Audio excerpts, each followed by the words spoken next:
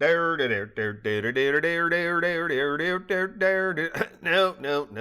that's wrong. Dixie Diamonds 100.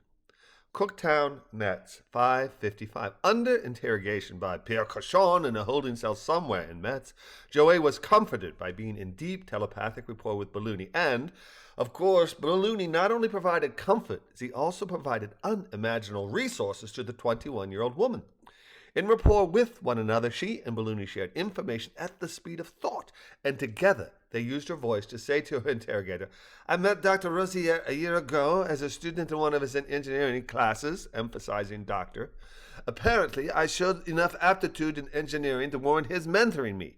Over the course of this semester, he learned that I am also studying computer science and neurobiology, and he began confiding in me, and if I may use the term loosely, consulting with me on some of his projects.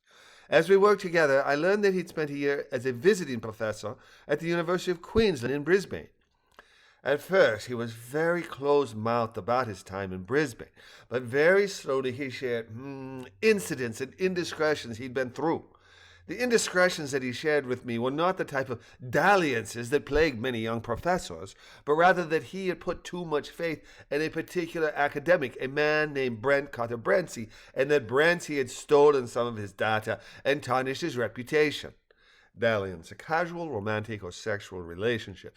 Though Dr. Rosier had suspicions that Brancy was trying to fabricate one of the Reverend balloons that Rosier had created, he had no proof that this was so, none, that is, until this morning, when he received an email about one of these renegade balloons. Learning of this renegade Reverend's existence, Rosier asked me to assist him in changing its tracking frequency. By changing its frequency, we would be in control of the renegade balloon, and Brancy would not.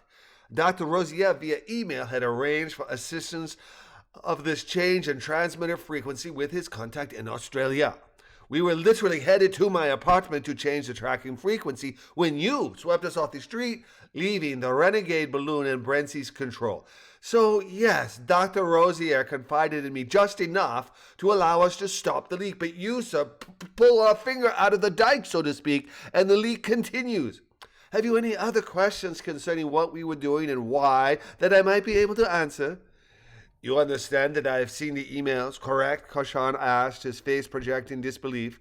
"That does not surprise me," Joey said, "but it may surprise you to know that I have not. I simply know and trust Rosier. Please, go and speak with the good doctor, and when you're finished interrupting his work, perhaps you'll be so kind as to let us complete the task of changing the renegade Reverend's frequency so Brancy will no longer have it in control." Cochon rose from his seat across the barren desk, smiled down at Joey, and said, "We shall see," before walking to the locked door and being buzzed out of the interrogation cell.